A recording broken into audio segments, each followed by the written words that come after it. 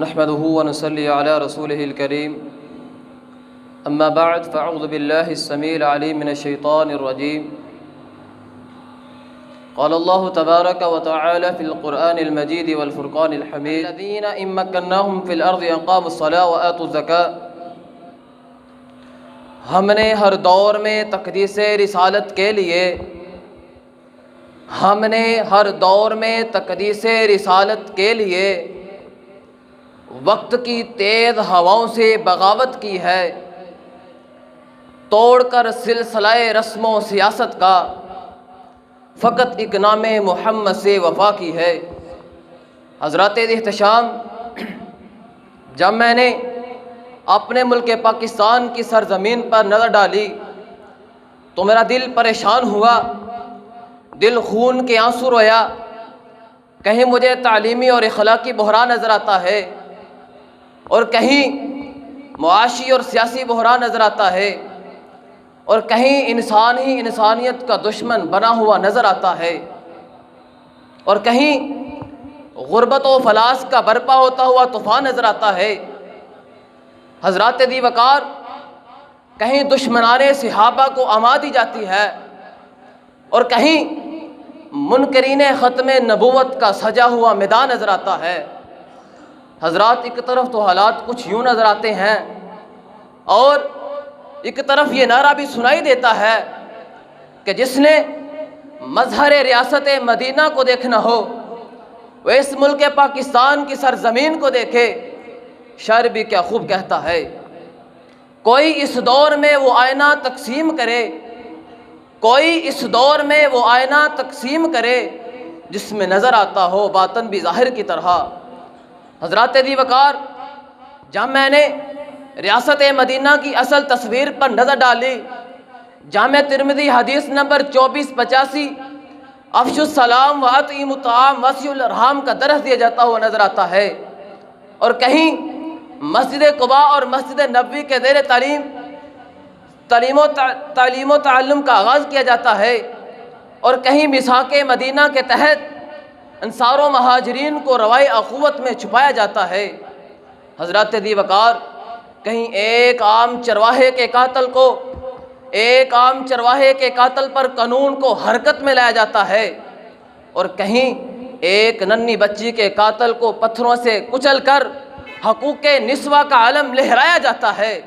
حضرات، یہیں پہ بس نہیں، کہیں لا تثریب علیکم اليوم کے تحت اپوزیشن جماعتوں کو ساتھ ملایا جاتا ہے اور کہیں غلام سوار آقا کو نکیل پکڑ کر چلتے دیکھا جاتا ہے. حضرات، کہیں دلون الی السوء کے تحت کشکول دعائی کو توڑا جاتا ہے.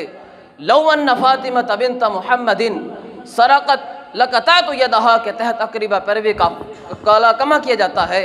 حضرات دی وقار، اگر ہم یہ چاہتے ہیں کہ ریاست مدینہ بنائیں، اس ملک پاکستان کی سرزمین پر ریاست مدینہ کو اپنائیں، شاعر بھی کیا خوب کہتا ہے، اگر کھینچ کر نقشہ الفاظ میں رکھ دوں، چاہوں تو کھینچ کر نقشہ الفاظ میں رکھ دوں، مگر تیری تخیل سے فزوں تر ہے یہ نظارہ.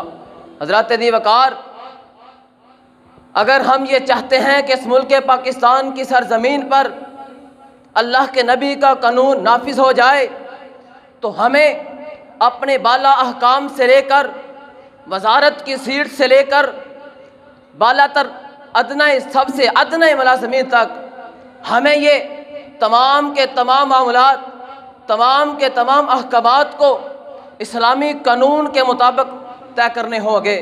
اسلام کو اپنی تہذیب و تمدن میں، نظریات میں، سوچ و فکر میں بطور آئینہ پیش کرنا ہوگا.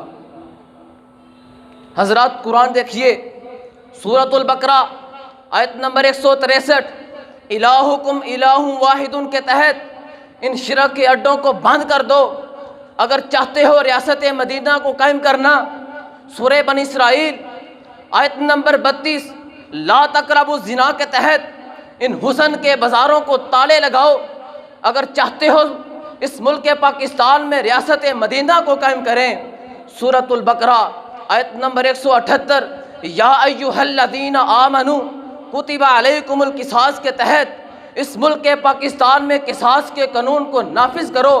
سورہ آل عمران آیت نمبر 110، کنتم خیر امت اخرجت للناس کے تحت پارلیمنٹ سے دعوت و تبلیغ کی شمع کو روشن کرو۔ حضرات اگر چاہتے ہو اس ملک پاکستان میں پیارے پیغمبر علیہ الصلاۃ والسلام جیسا قانون بنانا چاہتے ہو تو آؤ سورۃ المائدہ والسارق والسارقۃ فاقطعوا ایدیہما کے تحت مسلمانوں کے در و زمین کی حفاظت کرو۔ حکومت کو یہ میرا ایک پیغام ہے، اگر اس ملک پاکستان میں ریاست مدینہ کو چاہتے ہو تو آؤ قرآن اٹھا کر دیکھو۔ رب تعالیٰ فرماتے ہیں وَأَوْفُوا بِالْعَهْدِ أُوفِ بِعَهْدِكُمْ کے تحت اس ملک پاکستان کے لوگوں سے کیے ہوئے وعدوں کو پورا کرو۔ حضرات اگر اس ملک پاکستان میں ریاست مدینہ کو چاہتے ہو، صحیح مسلم حدیث نمبر 22-25 من غش فلیس منا کے تحت ادربازی کے بازاروں کو بند کرو۔ اگر ملک پاکستان میں ریاست مدینہ چاہتے ہو، ابو داؤد حدیث نمبر 40-31 من تشبہ بقوم فہو منہم کے تحت معیشت و معاشرت سے غیر قانونی کاموں کو نکالو۔ حضرات اپنے الفاظ کا، اپنی بات کا انہی الفاظ پہ اختتام کرنا چاہتا ہوں کیونکہ وقت بہت کم ہے۔ وقت سے نہ کوئی شکایت ہے نہ افلاک سے ہے، وقت سے کوئی شکایت ہے نہ افلاک سے ہے، میری نسبت اس خاک سے ہے۔ بزم انجم میں قبا خاک کی پہنی میں نے، بزم انجم میں قبا خاک کی پہنی میں نے، کیا یہ کم ہے کہ میری نسبت اس خاک سے ہے؟ وما توفیقی الا باللہ۔ السلام علیکم ورحمۃ اللہ وبرکاتہ۔